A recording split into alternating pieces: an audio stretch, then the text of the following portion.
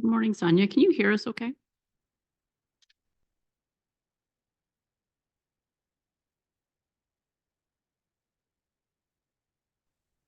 Good morning, everyone. Can you hear me now? Yes, thank you. Great, thanks.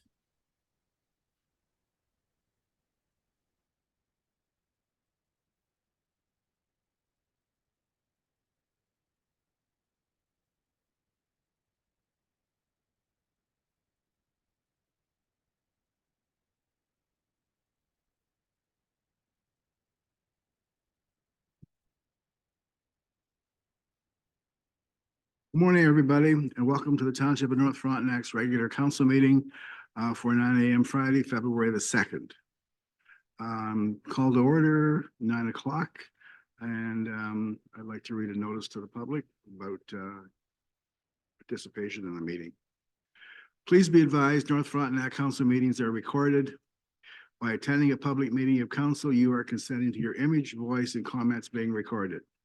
The chair and/or the clerk have the discretion and authority at any time to direct the termination or interruption of the recording. Such direction will only be given in exceptional circumstances where deemed relevant. Circumstances may include instances where the content of debate is considered misleading, defamatory, or potentially inappropriate to be published. The township shall not be responsible should technical difficulties prevent the recording of any meeting or a portion thereof. Technical issues may include, but are not limited to, the availability of the internet connection, device failure or malfunction, unavailability of social media platforms, or power outages. It should be noted that no protection is afforded to council members, employees, or the public for comments made during meetings which are subsequently challenged in a court of law and or determined to be defamatory. Notice is hereby provided under the authority of the Municipal Act 2001 and in accordance with the Municipal Freedom of Information and Privacy Act, MFIPA, that all information provided for at a public meeting or other public process are considered a public record.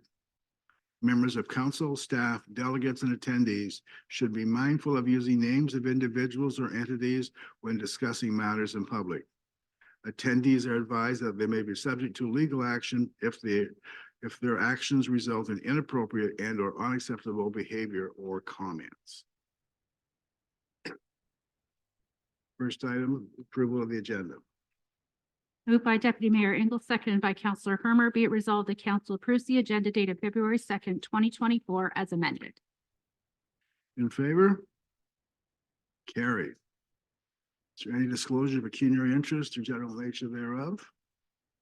Seeing none, we have no business profile, no business or no presentations, no delegations. So the adoption of the minutes. Moved by Deputy Mayor Engel, seconded by Councilor Hermer. Be it resolved, the council adopts the minutes as circulated of a special meeting of council held January 8th, 2024, and a regular meeting of council held January 12th, 2024. Any comments? In favor? Carried. There's no business arising out of the minutes. Communications, item 9A. Moved by Councilor Engel, moved by Deputy Mayor Engel, second by Councilor Hermer. Be it resolved, the council receives for information Section A items of the clerk's administrative report entitled Communications of Interest. Communication, any comments? In favor? Carried. Communications section B, B1, potential municipal equipment operator course. Moved by Councilor Hermer, seconded by Deputy Mayor Engels. Whereas municipal public works departments from across the province of Ontario provide invaluable services to our communities, ensuring the health and safety of all residents. And whereas if it was not for our municipal public works employees from across the province of Ontario maintaining our public road systems, our communities would not be able to function as emergency personnel could not respond to calls, school buses could not get our children to school, residents would not be able to get to work, school or appointments, and many more basic functions would not be able to happen. And whereas municipal public works departments are already feeling the impacts of a labor shortage, which will only be exacerbated over the next 3 to 5 years, which will cause levels of service municipalities are able to provide to ensure the health and safety of our residents to decrease. And whereas there is currently no provincial-wide course that properly trains potential municipal public works employees specifically related to the municipal heavy equipment. Therefore, be it resolved that the Council of the Township of North Frontenac supports the work of the Association of Ontario Road Supervisors to develop a municipal equipment operator course to address this issue, and that the township calls on the province of Ontario's Ministry of Labor, Training, Immigration, and Skilled Trades to fully fund the municipal equipment operator course in 2024 through the Skills Development Fund. That a copy of this resolution be sent to the Minister of Labor, Training, Immigration, and Skilled Trades, David Piccini, John Jordan, MPP for Lanark, Frontenac, Kingston, and the Association of Ontario Road Supervisors. Any comments? In favor? Carried. Item B2, request for support from the Township of Georgian Bluffs for provincial cemetery management support. Moved by Councillor Hermer, seconded by Deputy Mayor Ingles. Be it resolved that council receives for information a resolution from Tay Township advising that under the Funeral, Burial, and Cremation Services Act 2002, a local municipality becomes the owner of a cemetery declared abandoned with all of the right and obligations in respect of the cemetery and the assets, trust funds, and trust accounts related to it. That there has been an increase in the number of churches and local cemetery boards initiating the process of transfer ownership or abandon their cemeteries to the local municipality due to high operating costs, inaccuracy of records, lack of financial and human resources, and increased regulatory processes. That municipalities experience the same issues and pressures as churches and local boards with the operation and maintenance of cemeteries within its jurisdiction. And that the cost of interment rights, burials, monument foundations, cornerstones, and administration does not support the general operation, and that the Township of North Frontenac supports Tay Township's request to the province, to the Ministry of Public and Business Service Delivery and the Bereavement Authority of Ontario to consider the following to assist municipalities.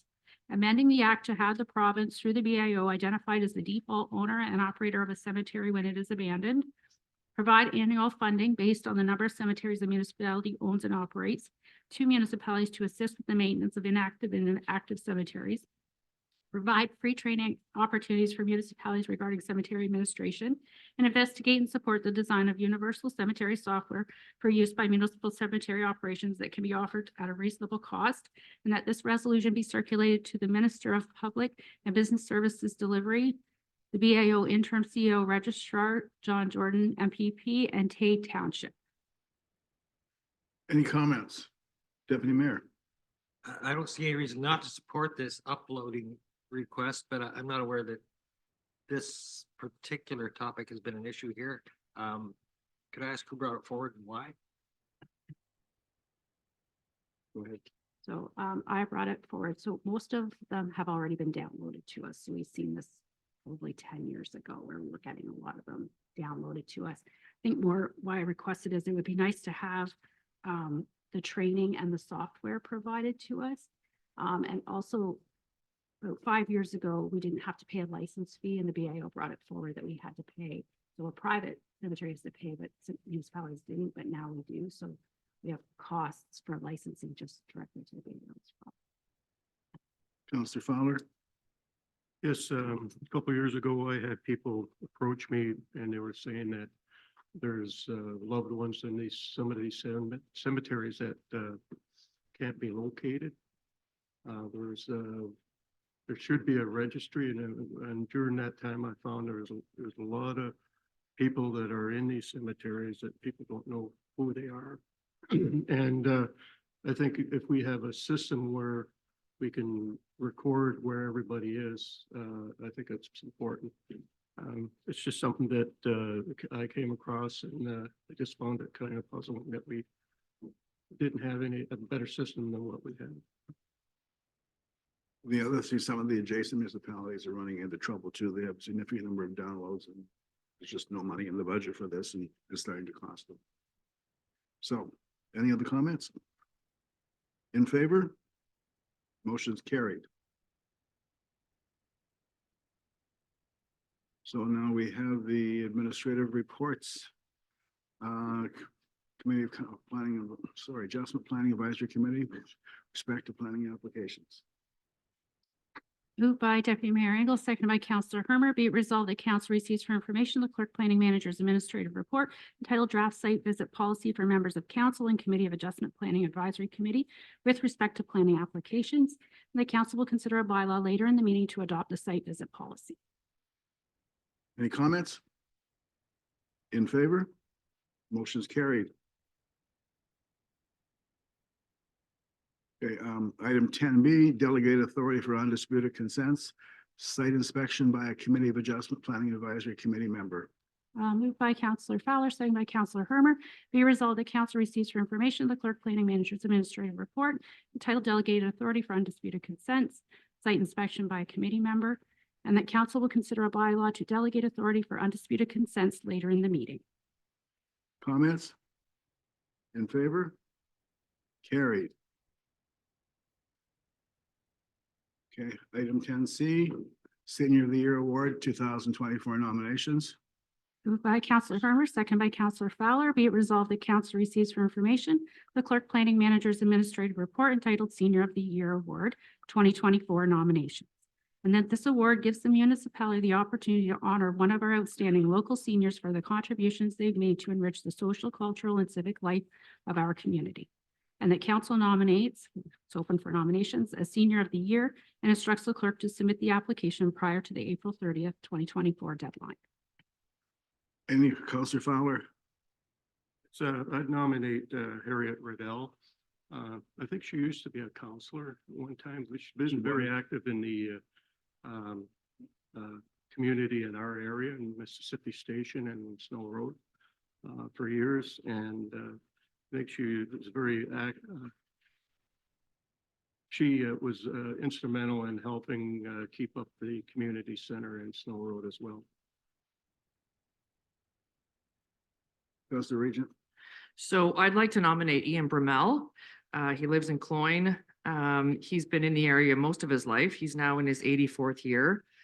I have like 3 pages of cool stuff he's done.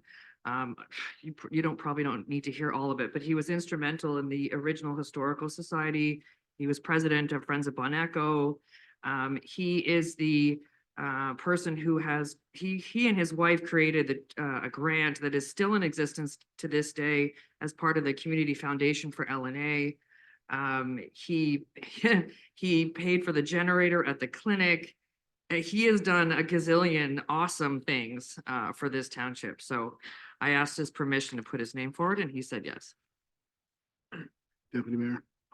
I did not ask his permission. I was going to nominate Ian as well. I wasn't sure if he lived in the township, but thank you. Well, I actually suggested to Fred that we think about Harriet. She's 90-some years old. She's had a tough life. She's grown up. She made the best of it, and she was a real asset to the community of Snow Road, Mississippi Station.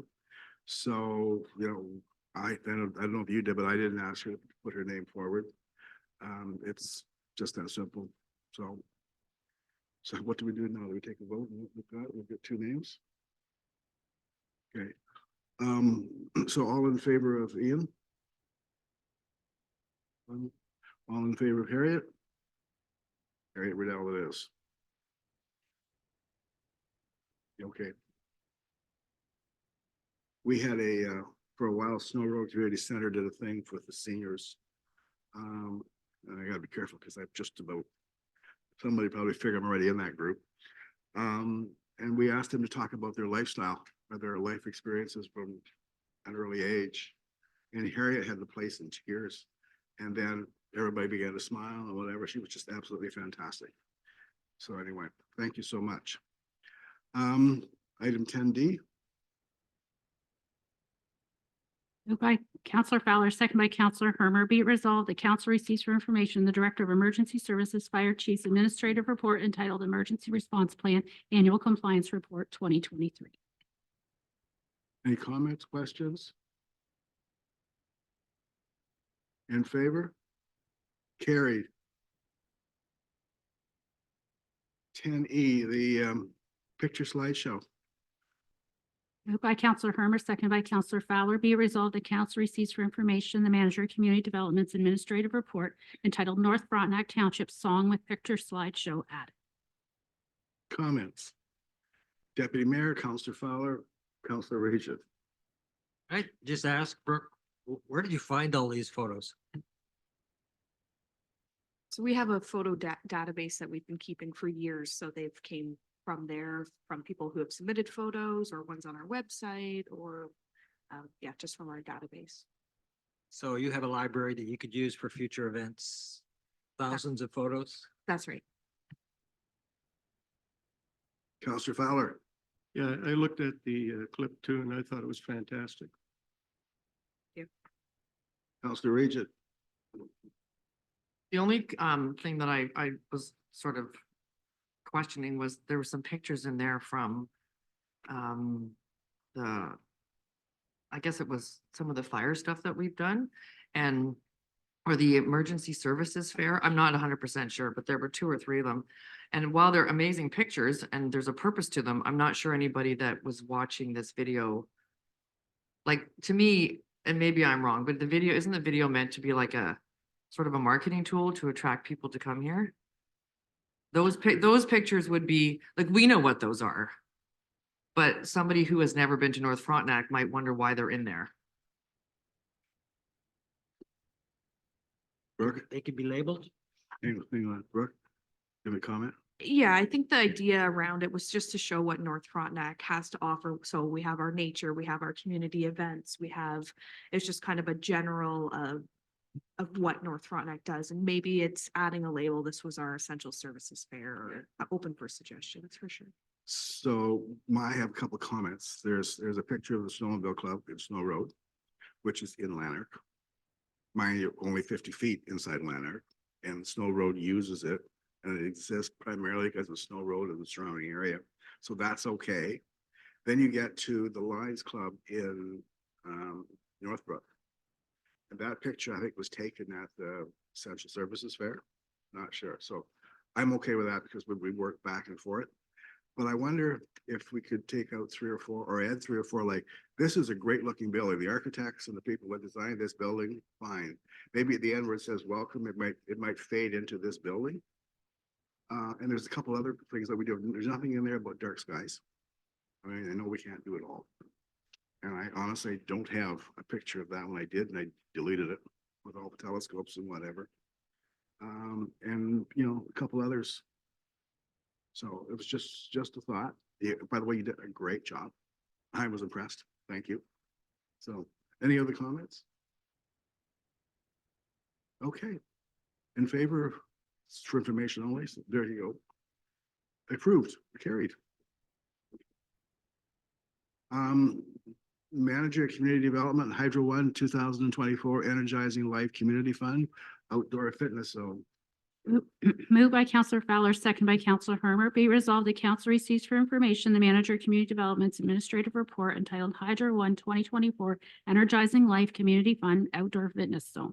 And the council supports the Manager of Community Development's application to the 2024 Hydro One Energizing Life Community Fund for 100% project funding. The council directs the CAO to enter into a funding agreement with Hydro One upon the township's successful application to the Energizing Life Community Fund for 100% project funding. The council directs the Manager of Community Development to install an outdoor fitness zone at the Clarendon Miller Community Hall if the township is successful with its application to the Energizing Life Community Fund for 100% project funding. Comments, Deputy Mayor? This is a great initiative and I hope we get it. This is going or would go at the Claremille all lower grass area, I assume. I just wonder how much space it would take up. Right now, I'm talking with a couple of township residents about our summer fest this year. We're planning on using most of that grass space. So before you put a big fitness zone in there, you might want to talk about how much space it's going to take up. Brooke? Yeah, so the current proposal, it's not a large unit, wouldn't even be half the size of what our playground currently takes up. It is a smaller project. Sure. So this is the same one that we were unsuccessful with in our application last year. I think it's a great idea. However, if we aren't successful this year, I think we should rethink what we're going to put forward for the coming years. I mean, you've got some great ideas. Stephanie's got ideas, bike parks, whatever, and so on, bike trails. Yeah. Absolutely. And our process here is to come to council first. So that's why I submitted a very similar grant, because I didn't have the time to come to council first, but definitely something to consider for sure. In favor? Carried. Renewal of the annual township agreement with the Ottawa Valley ATV Club.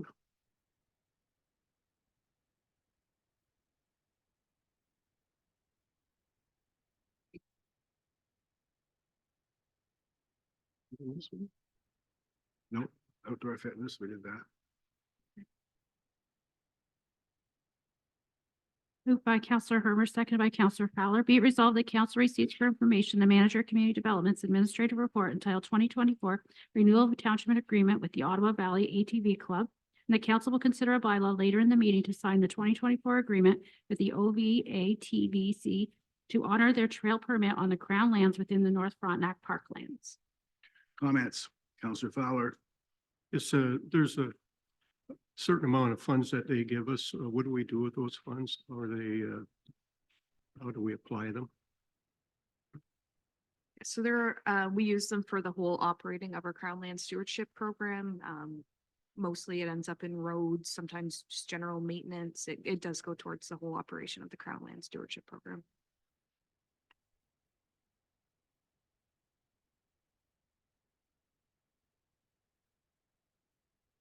Any other comments? In favor? Carried. Before we go on to the next one, Tara asked about missing an item, but the agenda changed and deleted that one item. CIP? Okay. Okay.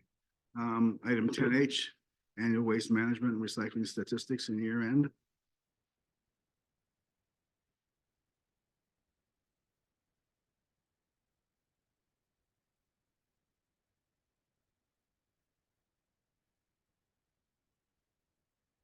Moved by Counselor Regent, seconded by Counselor Good. Be it resolved that council receives for information the Public Works Manager's administrative report entitled 2023 Annual Waste Management Recycling Statistics and Year End. Are there any comments? Counselor Fowler, then Deputy Mayor. Yes, some of the recycling products, do we make any money off of them when we send them out? And are we ahead or behind in what we get? The recyclables, when the program started years ago, was well funded and we're actually paid for the recyclables. The corrugated cardboard item is up and down. Sometimes it's zero. Sometimes we receive payment and other times we pay. Currently, right now, we're paying by the ton to dispose of all of the recyclable materials. As we roll into the blue box transition, and I'll have a report coming to council in the future on this. The producers take full responsibility for the blue box items then, and we'll be fully responsible for collecting, depending on what council decides to have us involvement. But those producers will be responsible for all the costs. And if we stay involved in a portion of it, then we'd be compensated. But so things will be changing in 2025. John? I just have a couple of comments, Darwin. I see it says, interestingly, the increase in the total number of bags, waste and recycling, has gone from 66 to 83 or 84. That's 27% increase in 1 year. Are you concerned about that at all, or? Mr. Mayor, Councilor Engel, that increases from 2020 to 2023. So it's over 4 years, but I think the two takeaways here is that our recycling rate for blue box stays around 50-some%. And the other issue to identify was this total of that we quantify just based on the number of bags collected, but continues to increase. So that's increased demand on our sites. Sure. The other thing is with producer responsibility, do you see any change to the, like currently we're landfilling all film plastics. Is that going to change? I think that's a terrible thing that we have to do. Is that going to change? It may. The other purpose of this transition, other than addressing costs and responsibilities, they're going to harmonize what's recyclable across the entire province. There'll be a set list. And I don't know what will happen with the soft plastics, but it will be addressed, but that list isn't out yet. Any other comments? Darrell, the report was great. I really liked it. Next time we do it, can you do an annual summary? Like you have all those charts? Can you just roll up the 4 quarters and just make a quarter 1, quarter 2, quarter 3, and then actual totals in one, like one more chart? Sure, we can do that. Just, Yeah. you know, just makes it complete. But what you've done is a great job. We debated this year on dropping the tables and just go with the graphics, but Of course, in anyway, after we we have kept another them in. table. So, Sorry. okay. Okay, in favor? That motion is carried. Reserve fund draft policy. Moved by Counselor Good, seconded by Counselor Regent.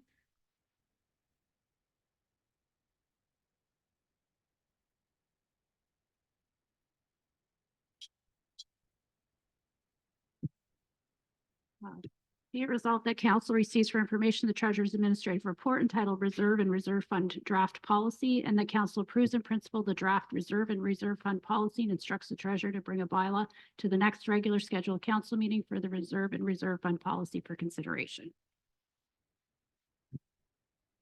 So I have a item called presentation. Are you doing your presentation, Kelly? Floor is yours. Yeah, so I did build a presentation for this just to kind of go through it really slowly. It's a fairly important policy, I think, that once it's put in place. So we have prepared this for council's consideration. I'd first like to thank Sandra Lessard, Deputy Treasurer, for all the work that she has put in to help putting this together. As Tara said in the resolution, the final policy and bylaw will come back to council at the next regular meeting.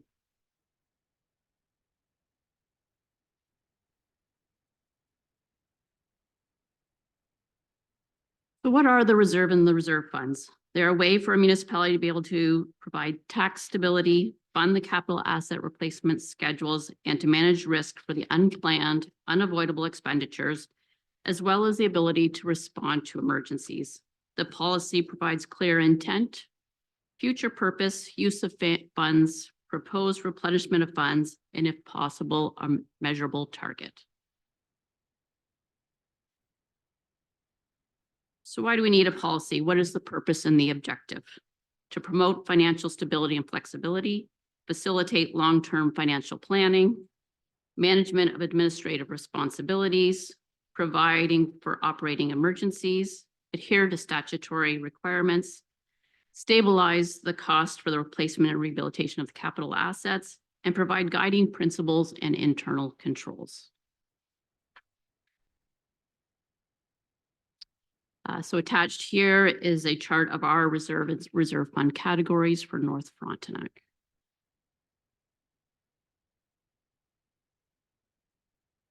A few definitions. A reserve, monies set aside by approval of council and not restricted by legislation. Reserves can be related to projects that are of a nature described and managed by approval of council. These funds remain in our general bank account, which also assists with cash flow. Reserve fund, money set aside for a specific purpose as required by legislation, a municipal bylaw, or agreement. North Frontenac has 2 categories of reserve funds, discretionary and obligatory.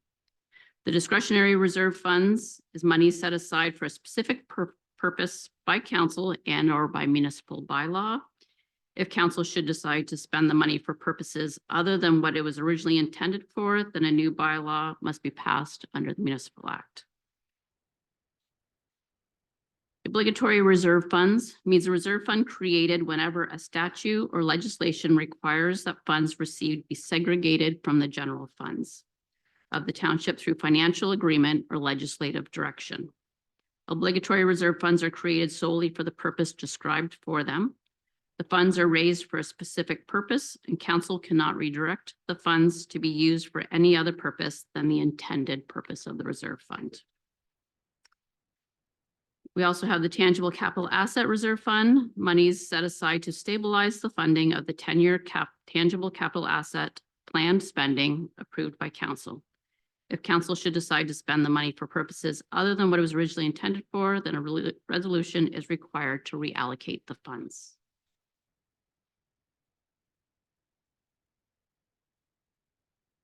So our breakdown as of the circulation of the agenda, we are still working on year-end entries, so this is not a final for 2023 year-end.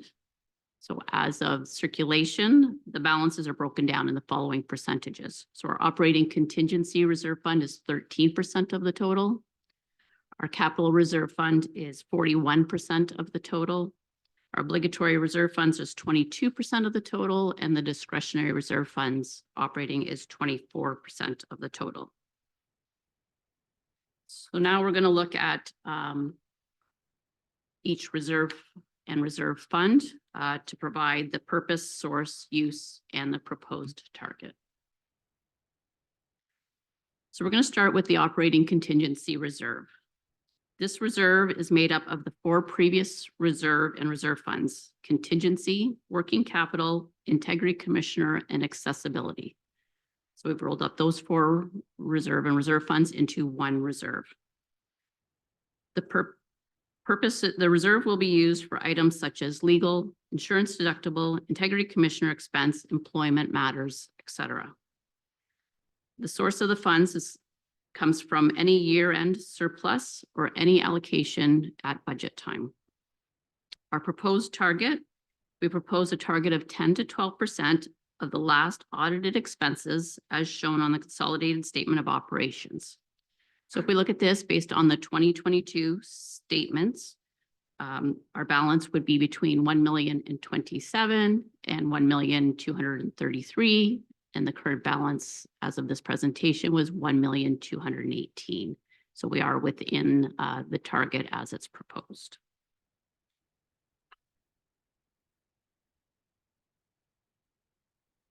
So now we will go to the obligatory reserve funds. So we have the recreational land, previously called special parks. We're proposing a name change to align with the Planning Act description. The Planning Act advises that these funds are to be used for park or other public recreation purposes.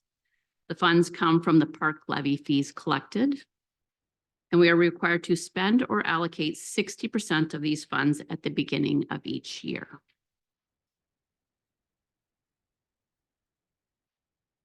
The Building Department Reserve Fund, so we're still in obligatory. This is a requirement under the Building Act. This fund is to help stabilize the fluctuation in building activities from one year to the next. In any given year, if there's a surplus, the funds are placed into the reserve fund, or if there's a deficit, the money is taken from the reserve fund. The proposed target is 1 year of operating expenditures based on the last audited statements. So in this case, the 2022, it was $192,694. Our current balance is $39,533.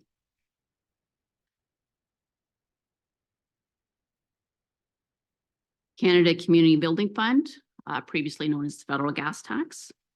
This funding is to be used for environmentally sustainable municipal infrastructure projects and capital building projects.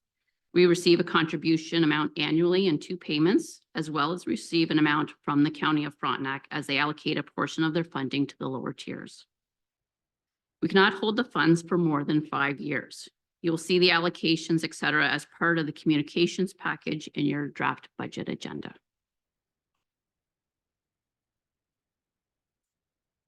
Waste closure costs require to have funds available for the future costs to close our waste sites. There's an annual allocation as part of the operating budget. The amounts are determined based on the consultant's summary of expected costs and years left at the waste sites. And then the last obligatory reserve fund that we have right now is the Ontario Community Infrastructure Fund. This fund is used for roads, bridges, and core infrastructure projects. This reserve fund is only used if we have funds to carry over from the previous year. Generally, we try to spend all the funds within the year received. This funding is only guaranteed until 2027. If the funding does not continue, this reserve fund will be removed at that time.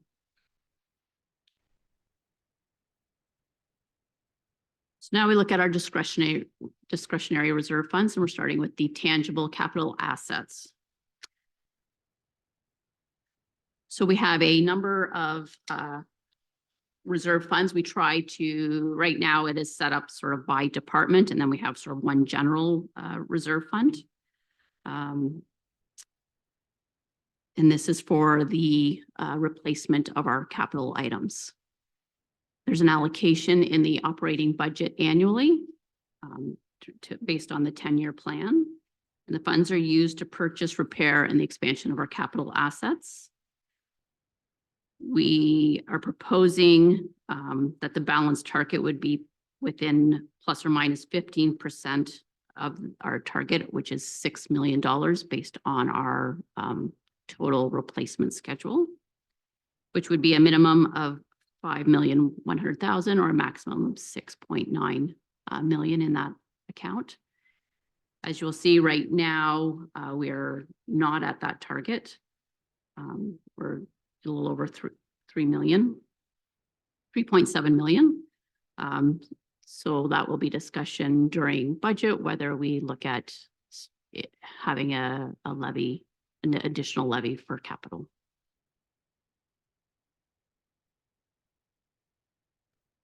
Now we go into the operating discretionary reserve funds.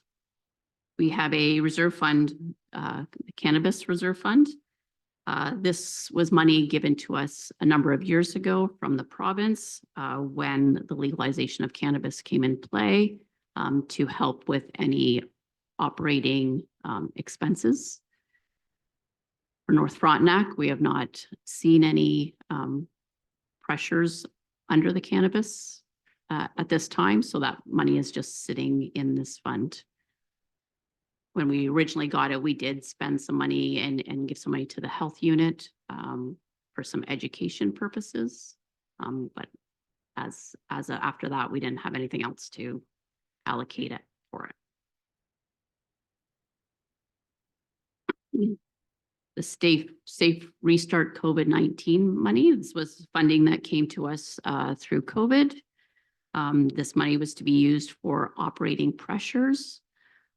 So we have used it for enhancement to the electronics, our internet, staffing, protective measures. This fund will be at zero at the end of this year. So it will be removed after 2024.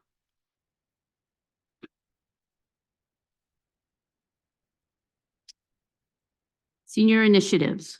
This is a new reserve fund established a couple of years ago. It's funding to assist with stay-at-home initiatives for seniors. An allocation would come from the annual budget. We're proposing a minimum of 25,000, a maximum of 50,000. This reserve fund is new, so I mean, right now has over 100,000 in it.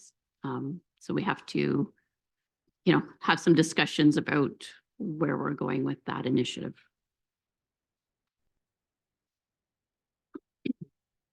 The Election Reserve Fund is established to spread out the expense of the elections every 4 years.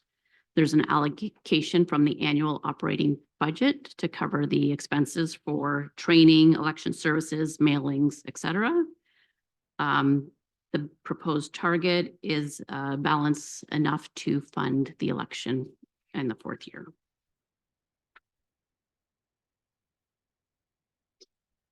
Economic development. We have rolled 2 previous reserve funds together or proposed. The Promotion Marketing Reserve Fund and the Economic Development Reserve Fund into one Economic Development Reserve Fund. For the development and execution of business initiatives, strategic plan, and tourism. This would have an allocation from the annual operating budget, as well as the little bit of revenue from branded materials and map sales. To be used to promote business, community awareness, branded materials. Right now, we do not have an established maximum or minimum. It is in our strategic plan. So again, there'll be some discussions on so there's some money in the operating budget, and we can maybe determine a target.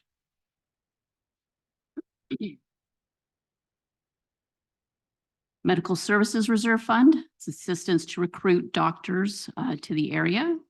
The allocation would be from the annual budget. The money is spent for the incentives to recruit and for the doctors. The balance of this reserve should be sufficient to assist in funding recruitment efforts. You will see in the proposed, we have exhausted it in 2024. This account will be at zero at the end of 2024 without any allocations. Emergency services. We have rolled together the wildfires, fire salaries in the wildfires Ward 1 all into one emergency services. So we had sort of 4 reserve funds. We've rolled them into one emergency services reserve fund. Set to fund unexpected costs due to wildfires, unforeseen weather events, and salary fire suppression over budget at year end.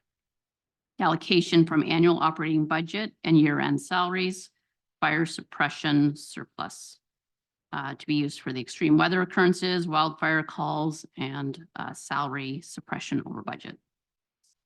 We're proposing a minimum of 300,000 and a maximum of 500,000 at year end in the reserve fund. Any excess over the 500,000, we recommend we would transfer then to the fire TCA reserve fund.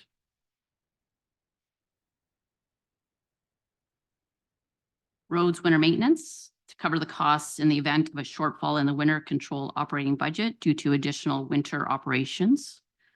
The allocation from the surplus, so we allocate from any surplus from the budgeted winter operations. Also, if we have a shortfall, that it would come from that winter operations. We're proposing a minimum of $200,000 and a maximum of 50% of the 5-year average for the winter control.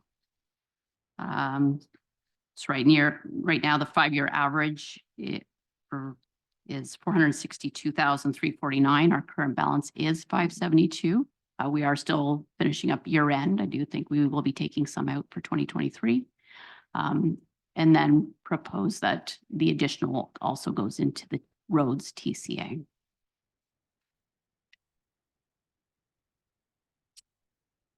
Cemetery, so it's for the care and maintenance and future expansion. A portion of plot sales, care and maintenance fund interest, and cemetery fees goes into this account. The money coming out is for general maintenance. We have no established maximum. It just must be in a positive position. Community halls, operations, and non-capital projects. Fees from the annual sale of land, shore road allowances. This was new in 2023 that the shore road allowance funds going into the community halls reserve fund and to be used for non-capital projects to enhance the halls. Our proposed target is a minimum of 50,000, a maximum of 100,000. And at year end, if the reserve fund exceeds the maximum, then those monies would go into the community hall TCA capital replacement.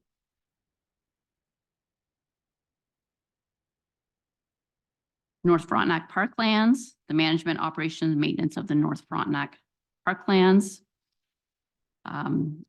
The allocation is from the surplus of the annual operating budget.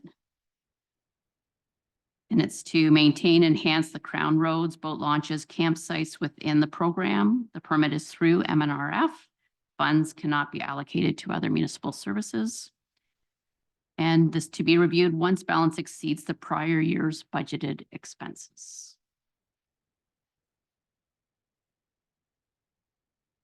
Planning to cover the expense of unexpected planning updates, planning document reviews, allocation from the annual operating budget, and the fund is to cut for the additional planning expenses. Proposed target sufficient to fund the document review per legislative requirements.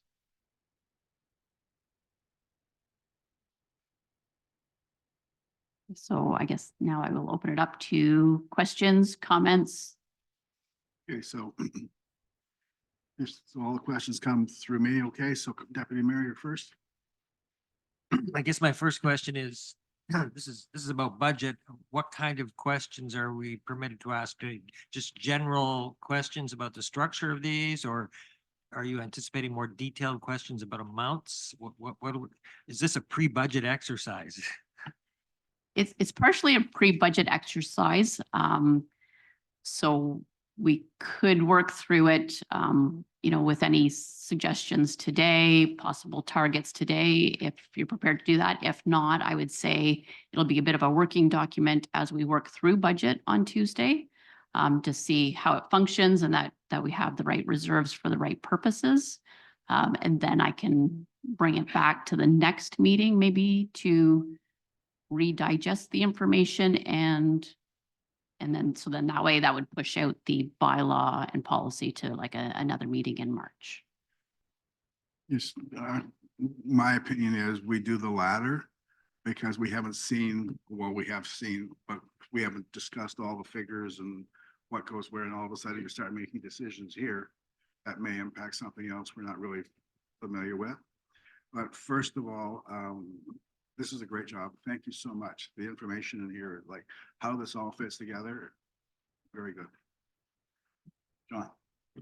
I neglected to say that as well. I find this fascinating, illuminating, and your presentation was great. But it does lead to all sorts of questions. I'm not going to ask any questions about amounts, but well, just in very general terms. So the question I'm going to ask is about our operating reserve, the contingency. It's by our bylaw, I understand, it's 10 to 12% of our expenses. So the question is, what are our expenses? I thought they were the tax levy of about 6.8 million. But the figure here is 10.2 million. So what's included in expenses that's in excess of taxation? So the tax levy is the result of all of our revenues coming in versus our expenditures going out. So what's left is the tax levy, what we tax for. So our actual expenditures, so we have some provincial funding and things like that that offset. That's why the expenditures and the levy are a different amount. We have user fees and all of that. So the expenditures is really our operating expenses. We just have other revenues to offset that. That's why the tax levy is smaller.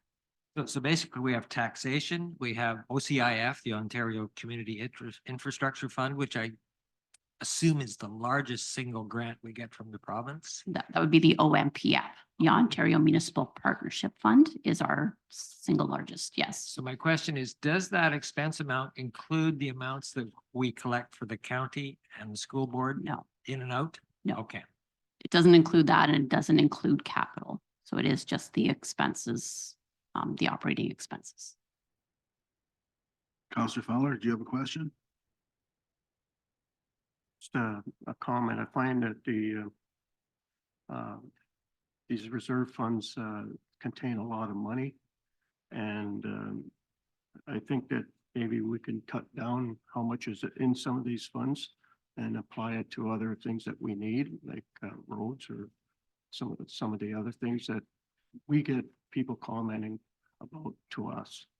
Yeah, so I mean, that is the purpose of the policy, is really to lay out what they are, what they're used for, and then it is council's direction as to targets. So that's why we tried to have targets. So that really is ultimately a council decision on where you want to be. As far as the capital plan, I mean, we've seen a lot of increased costs that we were able to manage a little bit through our reserve funds. The reserve funds, as we talked in the beginning, is really to help mitigate risk. It also provides a little bit of cash flow. So we have a wind event and all of a sudden we're $400,000 that we may or may not get funded for. So we do try to make sure we're prepared for those events, and they do happen. We've had the wind event 2 years ago. We had the flooding a few years before that, and they all are, $400,000, $500,000. We were fortunate to get funding for them, but that may not always be the case. So we do want to make sure we have funds to for those types of things. Kelly, the Community Building Fund Yes. says funds going to be held up for a maximum of 5 years after the year received. What happens if we go beyond the 5? They send me emails and go, have you spent it? Are you going to spend it? So yeah, they're pretty diligent to make sure that we do spend it. It's generally not a problem. We usually find a roads project or something that needs to be done just to ensure if we are getting close. Usually we are spending more than, Did you say we have over $1 million in that reserve right now? there is $1 million in the reserve right now. Yes. Okay. Okay. We'll wait till Tuesday to ask where that's going. Okay. Are there any other questions? John? Sure, I have lots of questions. I just don't know how many are allowed today, but look, it's only 10 to 10.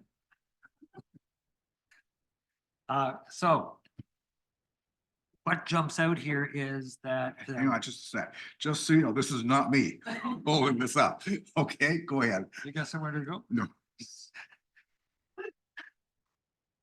There's $3.8 million in the, in our discretionary TCA fund, which is quite a bit below the $6 million target.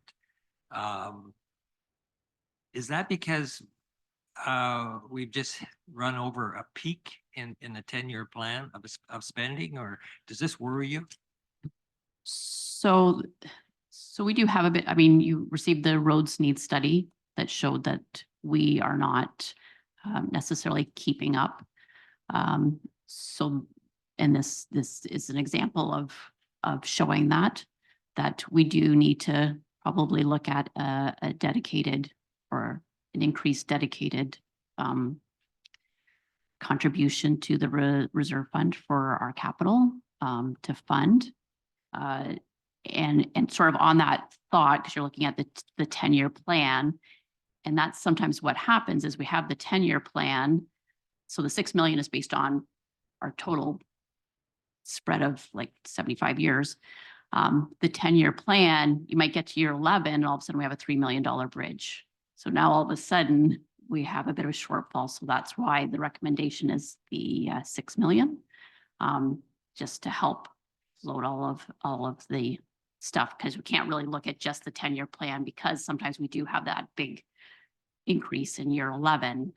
And if we only look at the 10-year, then we might have to have a struggle when we get to that 11th year. So this is set up to even off the expenditures like this as opposed to this?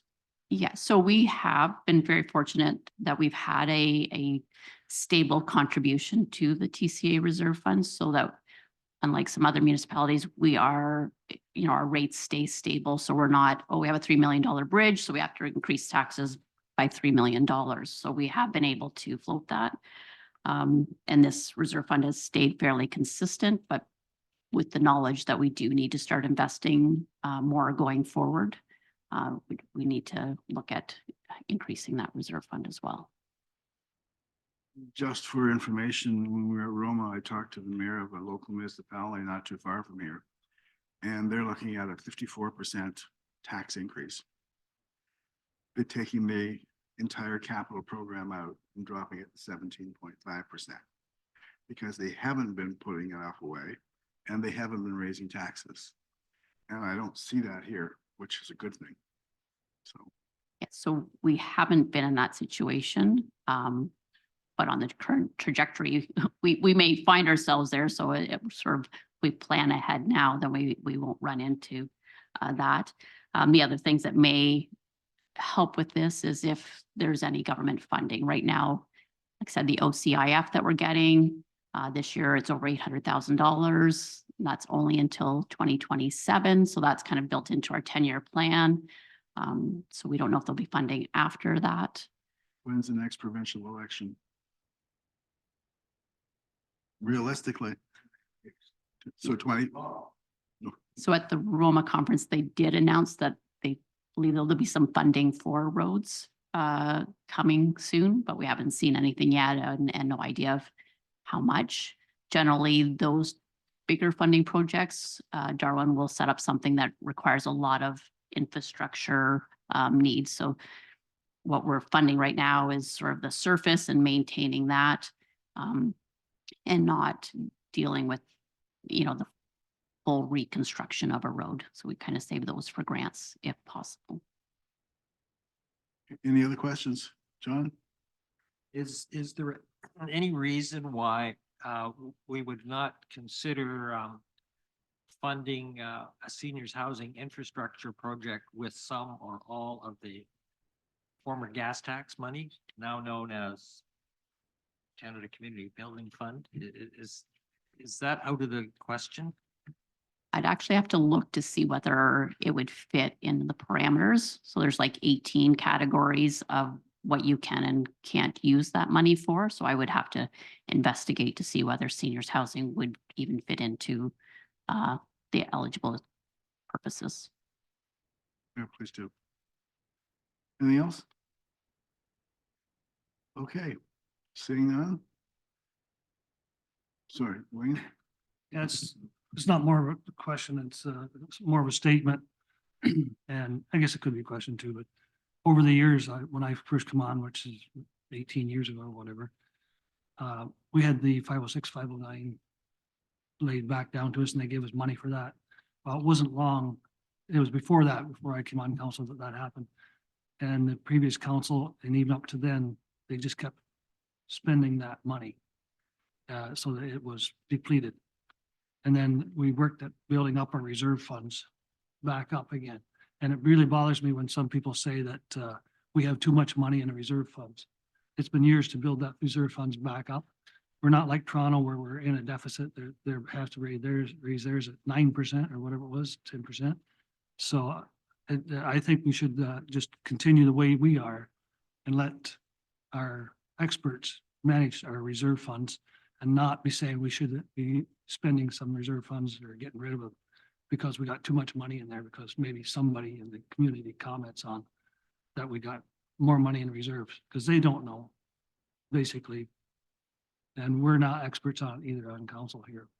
We have our experts that tells us how we're doing. And I think our reserve funds are doing well. And I think that's from our staff that's looking after that and maintain it and all of our managers.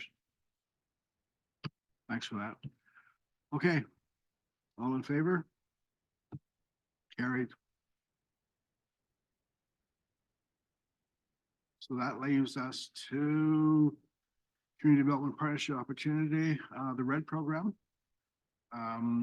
Is Richard Allen on the line? Yes, he is. Thank you. Moved by Counselor Good, seconded by Counselor Regent. Be it resolved that council receives for information the manager of community development's administrative report entitled Partnership Opportunity for Rural Economic Development Program, and that council approves the Township of North Frontenac being a co-applicant on the County of Frontenac's application for funding for the RED program for rehabilitation of 8 kilometers of the Frontenac KMP Trail between Clarendon Station and Mississippi River to meet the established standard of development on 90 kilometers of existing trail, and instructs the manager of community development to submit the co-application form to the County of Frontenac. The council instructs the treasurer to provide $5,000 contribution towards this project payable to the County of Frontenac funded from the Special Parks Reserve Fund should the application be successful. And the council directs the CAO to enter into a funding agreement with the RED program as a co-applicant if successful in receiving funding. Comments? Councilor Hermer, Is there ever gonna be an end to the funds needed to complete this trail? this only takes it to the bridge in Snow Road. Okay, there's the rest of it. They still haven't got, the county still hasn't been able to procure the land going through Snow Road. That's kind of an expropriation issue right now. And then the piece of property from 509 up to the Lanark border. The county has agreed to buy it from MVCA for $1, provided it's legally free and clear. And there's one property at the east end, which is not at this point in time, but it's being worked on. So the answer is, there's more to come. I think we could have built 401 for that. Maybe not. Fred? Yeah, just a question for, Richard. What is that $5,000 going to be used for? Sure. Can everybody hear me? Yep. Great. Through you, Mr. Mayor, the $5,000 is part of the match. So we use our remaining CCBF funds that we have in our reserve for trail development, but we're only allowed to use a combination of provincial and federal funds up to 90% of the total project. And so we need another 10% of funds to make the project work from the granting perspective. So we haven't got other reserve funds set aside for trail development that aren't federal or provincial funds. So we have to do a bit of scrounging to find some of those dollars ourselves, and we're looking for our partners to help us contribute to achieving that as well. So we'll be putting in. So for a project of this size, we need approximately $80,000 in total that aren't federal or provincial funds. And so we've got a commitment from the Ottawa Valley ATV Club to commit towards that. And we're going to take a look at what we have available and bring that to County Council shortly as well in order to make the match work. Richard, this part of the trail that's under discussion this morning, the first kilometer is inside Central Frontenac. Have you asked them to contribute as well?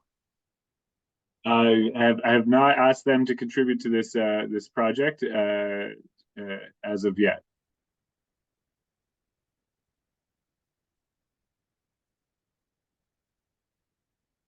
So you're telling us that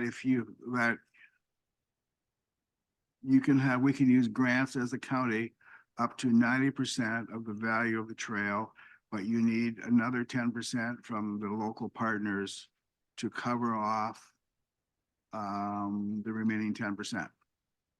So there's a couple reasons why a contribution from North Frontenac would be advantageous. One, yes, we need to build up that last 10%, but two, the application is stronger when more partners are putting skin in the game, for lack of a better term.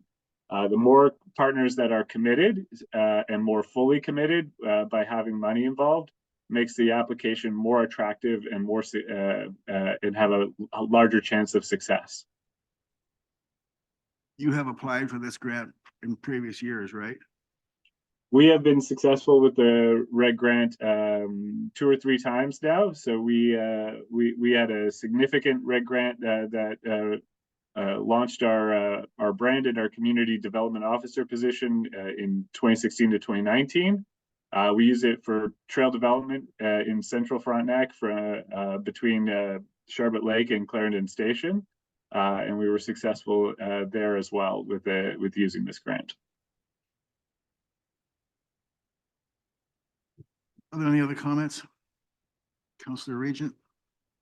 Richard, I'm just wondering, like, who primarily uses this trail? We have as we move further north, we see a larger motorized component, but we have cyclists, walkers, hikers. We have ATVers, snowmobilers. So the trail gets used year round.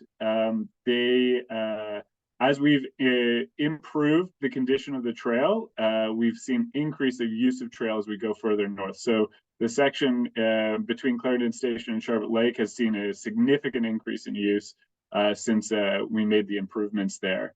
I have some demographic information, but I can tell you that approximately 32% of people who visit the KNP trail are coming from 40 kilometers away or more, and about 12% of those are coming from 100 kilometers away or more. So we have a large local contingent on there, but we do have a significant portion of trail users that are tourists.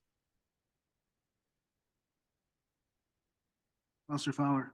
Yes, you said the Ottawa Valley ATV Club is contributing some funding towards this too? Yes, they've made a commitment to contribute some funding, but they have not given me a number yet. You reached out to any other organization like the just slipped me there, but have you asked for some of the other organizations as well? So we're working on a separate grant application in partnership with the Snow Road Snowmobile Club in terms of repairing some of the bridges that are located in this section as well. So we expect to need additional funds to do the to get the bridges to be in at a safe standard that's usable by maintenance vehicles, volunteers, and trail users. Have you asked a group like EOTA? We haven't asked the EOTA, no. Okay, any other comments, Wayne? Yeah, Richard, these, you're asking for all these funding from like North Frontenac and wherever. The people's using these trails, though, they don't pay anything for it, right? It's just a free ride. Is that correct? The county doesn't charge a fee and doesn't require a pass for motorized use on the trail at this stage. Snowmobile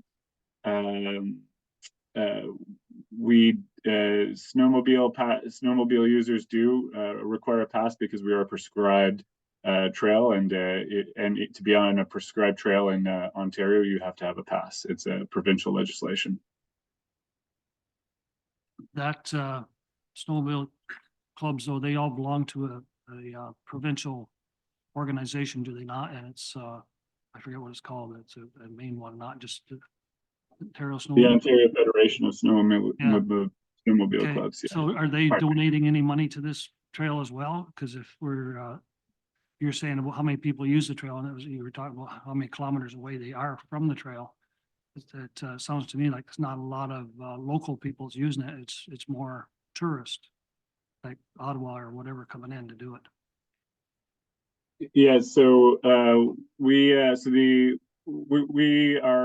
way the Ontario Federation of Snowmobiles works is it's a funding model where the province-wide organization collects all the fees and then distributes funds as needed in terms of a granting program to other to the clubs and for use on the trail. So we were successful in working with the OFSC on getting some funding towards an emergency bridge replacement further south of Titchburn last year. And so we're looking at doing something similar to work on the bridges that are located along this section of trail in North Frontenac. And so we're putting the information together for that program to apply for those funds through the Snowmobile Club and the OFSC.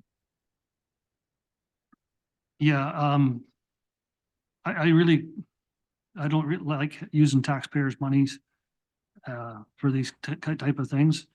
You know, it's not, there's not that many people that use it from, I'll say, this area that I'm aware of.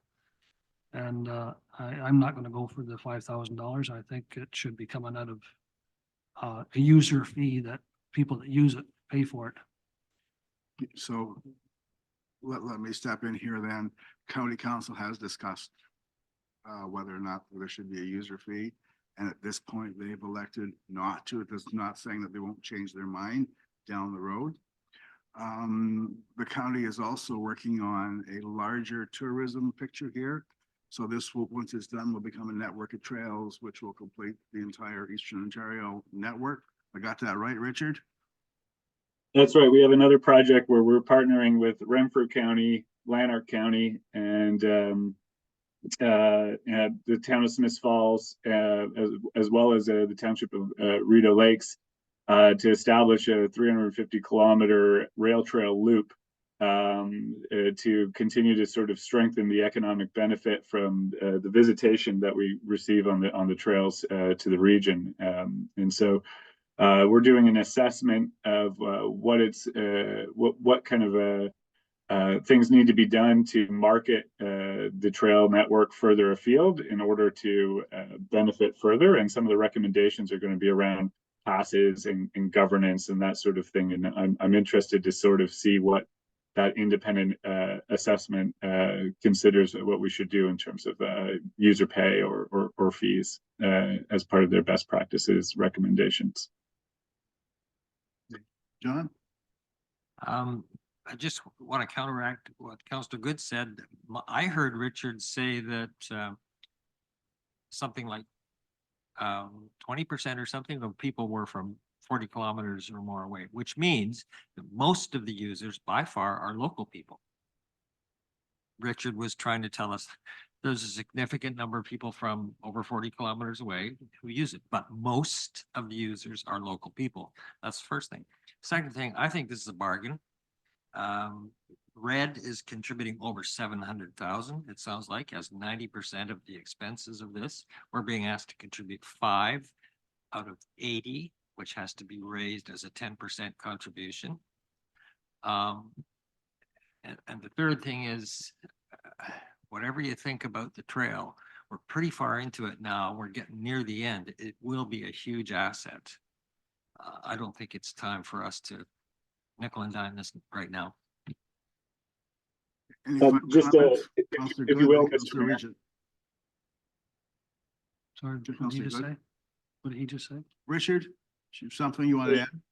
I just wanted to clarify the councillor, the deputy mayor, Red would be contributing up to 250,000. We would be then using approximately 500,000 of our Canada Community Building Fund reserve towards that as part of our match. So we're taking most of our match from what we have left in our Canada Community Building Fund, and then we have to come up with a little bit that's not federal or provincial funding, which is that approximately 80,000. Does that make sense to you? I just wanted to make sure that was clear, that the red contribution is only 30% of the total project for that. Councillor But Good. it's still a big Councillor project. Regent. Yeah, just on what Council English or Deputy Mayor English was saying is 40% of the trail, but that doesn't mean it's 40% used in North Frontenac. That could be South Central Kingston coming up the trail. There was no breakdown of what it was from just North Frontenac. So I just want to clarify that it's not the whole trail. Just for you, like, it stops at Clarendon Station, so you're about a kilometer south of the southern border of North Frontenac. So everything north of that is the old rail bed, and the snowmobiles use it. And the ATVs use it, but it's not part of the official trail yet. Although we do own it now, some of it, right? We own or have easement agreements with everybody in this entire section, except the purchase agreements on North Frontenac Township lands that we've discussed in the past, and we haven't finalized. Councillor Regent. Richard, I don't really have a problem with the $5,000, but if there's nowhere along this trail for people to stop and spend any money, I'm not really sure how this contributes to local economic development. Well, so there's sort of two pieces. There's future economic opportunities. So, for example, this is in Central Frontenac, but the Clarendon Station accommodation set themselves up to benefit from trail users and to market themselves as part of a trail organization. The Back 40 Artisan Cheese sees a significant benefit, especially in the off season, from snowmobilers using the trail in Mississippi Station. And then there's opportunities for other businesses to sort of develop in terms of providing outfitting, food and beverage, accommodations along the section of the trail. So it creates an opportunity for economic development going forward.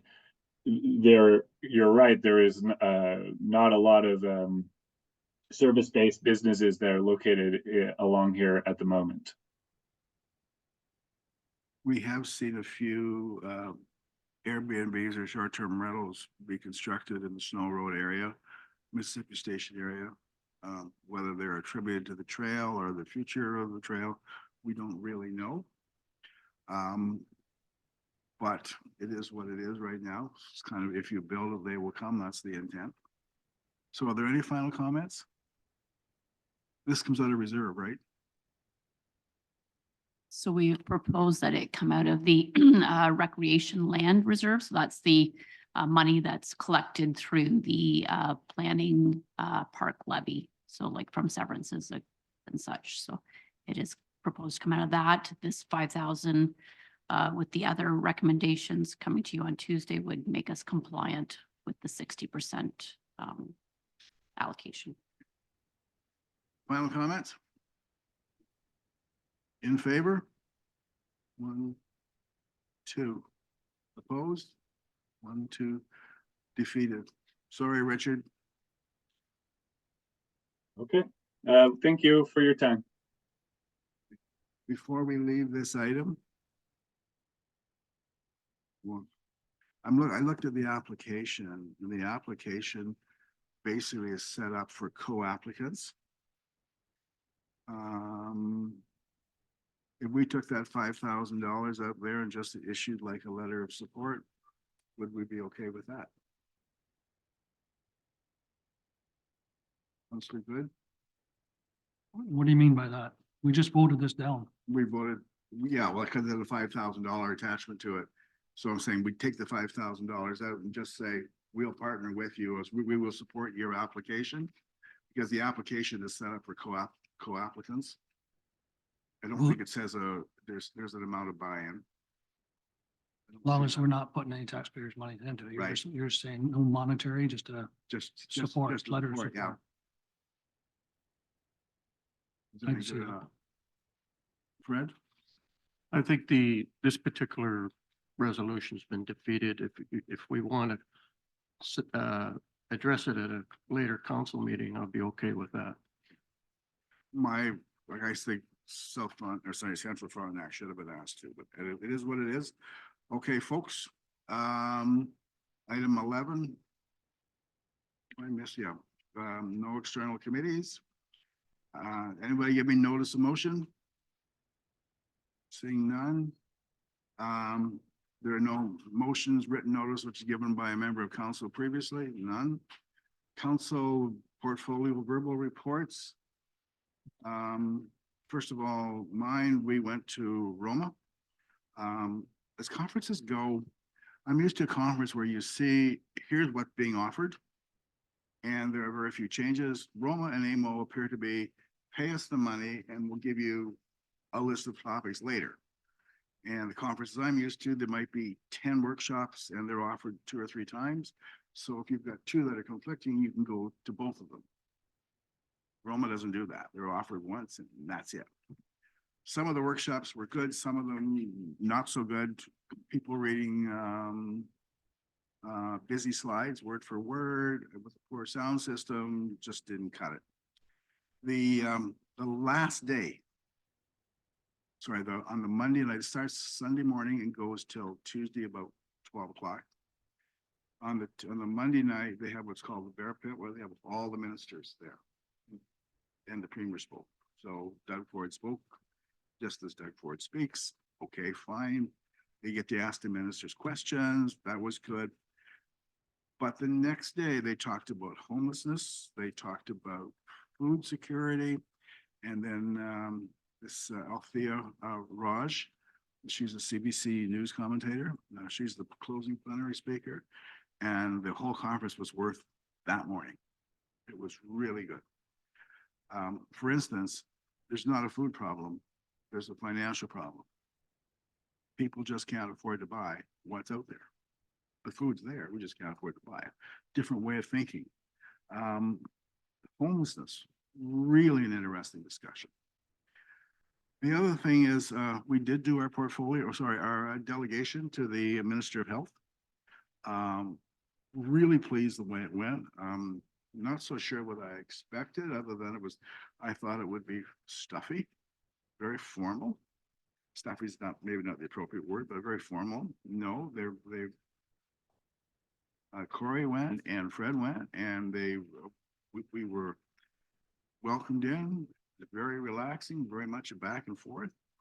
And to the medical team at the Northbrook Lakelands Health Team, we had gone and did some homework with them, and they provided information. That information came in handy. Their first question for the minister was, why did the doctor leave? Did he retire? I said, no, he left. And the look in her face was like, oh. And we said, we're not here to talk about uploading this and that. We're just here to talk about what can we do or what can be done to help alleviate some of the costs we as a small municipality are facing. We also talked about retention, and the deputy minister said, well, as far as training goes, listed a whole bunch of things that I got lost about a quarter of the way through.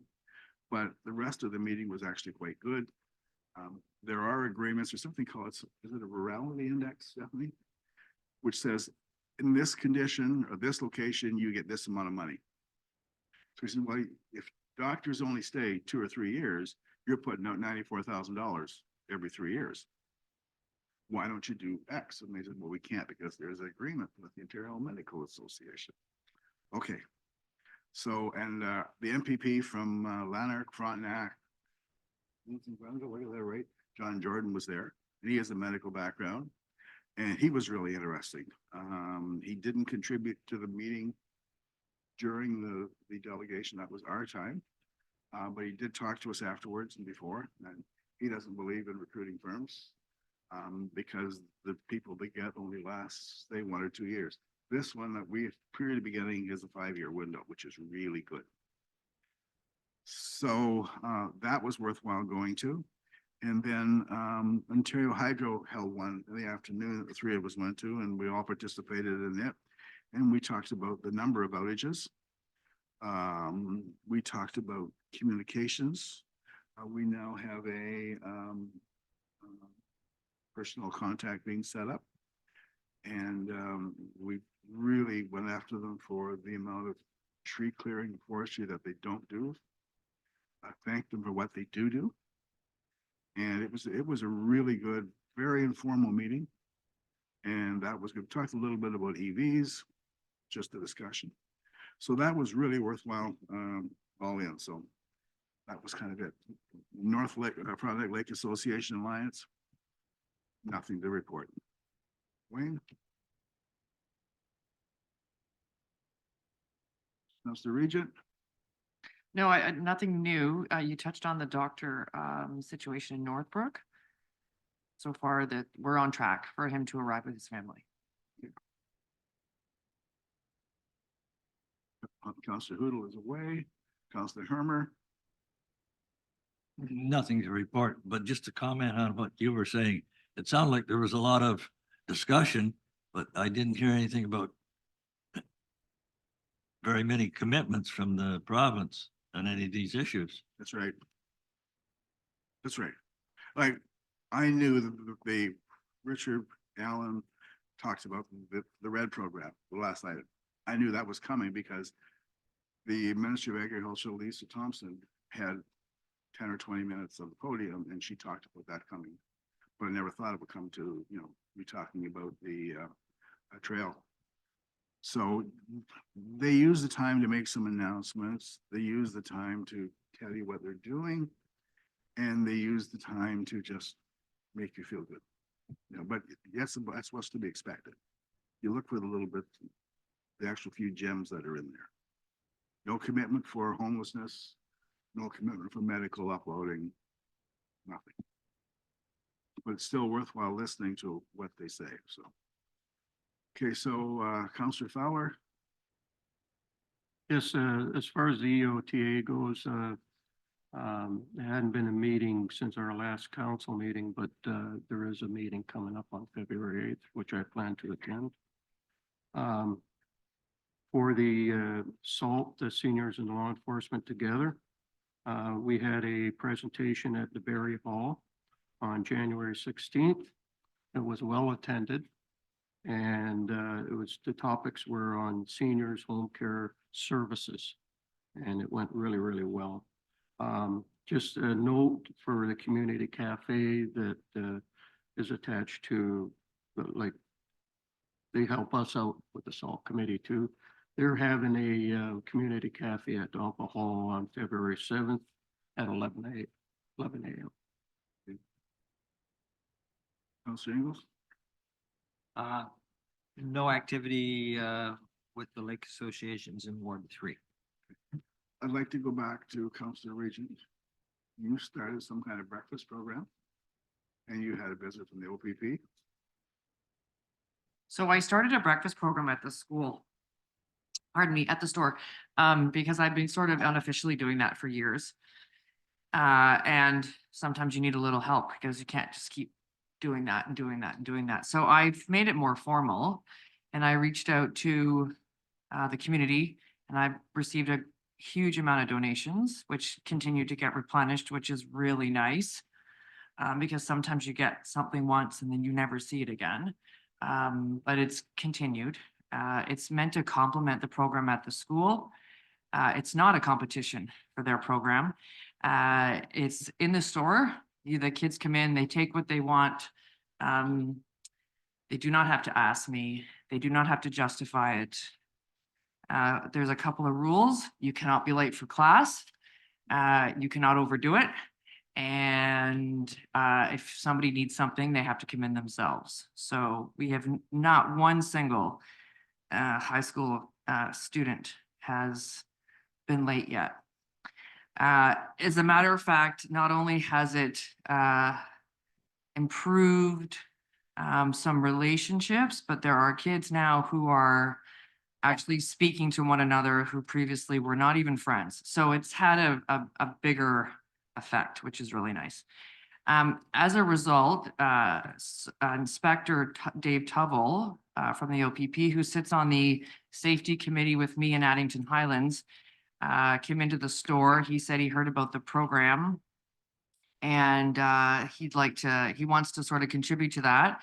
And he's also asked me to ask the kids when we get into the nicer weather in semester 2, if they would be interested in having breakfast with him in the store, which I think is a brilliant idea. I will, of course, invite the guidance counselor from the school if the students wish me to. But he would like to, he's been thinking about developing and improving the relationship with the high school kids in Cloyne for quite some time. And so he thought this would be a way in. He's a great guy and he's very interested in our youth. So we had a great conversation and hopefully at some point, probably not, maybe not until about March or April, we will do that when it's a little nicer out. And we will plan it with the school, provided the kids are okay with that. And I say that because the reason I started this breakfast program is not all the kids eat before they go to school for whatever reason. I do not care what the reasons are in the sense that they do not have to tell me that. That's none of my business. But some of them will not ask at the school. And that was the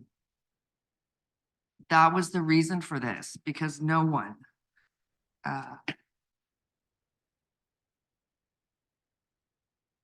nobody should have to ask for food. So anyways. Is there any, you and I discussed briefly, and I mean briefly, about extending it to the little school here in Plevna? Yes. Okay. My 5-year-old granddaughter goes to Grec in Sharp Lake, and they had a paramedic there 2 days ago. And yesterday they had a police officer. And she came home and she got stories out to here, and they got this and they got that, and these kind of stuff. She's got a t-shirt, and it really seems to make an impression on the young kids. Well, they're only kindergarten, right? So maybe that's something the school can work with, or Yeah. it'd be a great idea. Yeah. Okay, so thank you for that. No problem. Okay, so Tara, bylaws.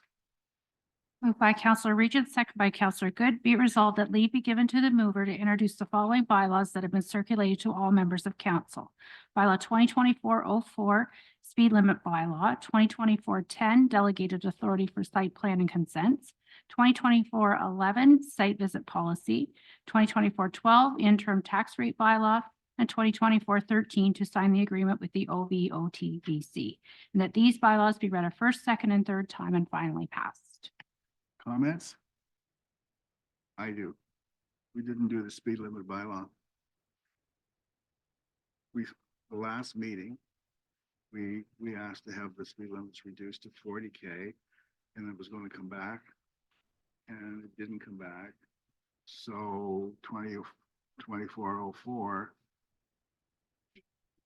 was not on the agenda.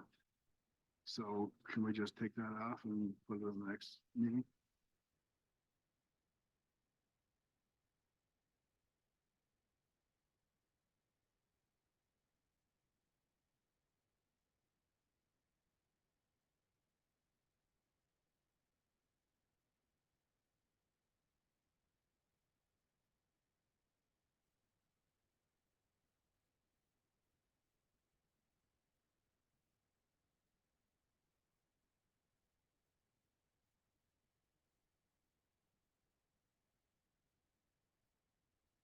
Right?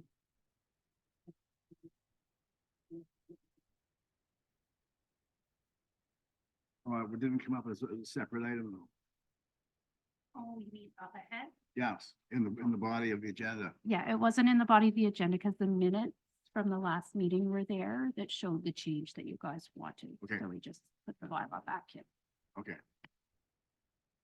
All righty. In favor? Carried. Public forum. Anybody in the public online wishes to make a comment about what we discussed today? If anyone wishes to make comment, please use the raise hand feature at the bottom of the screen.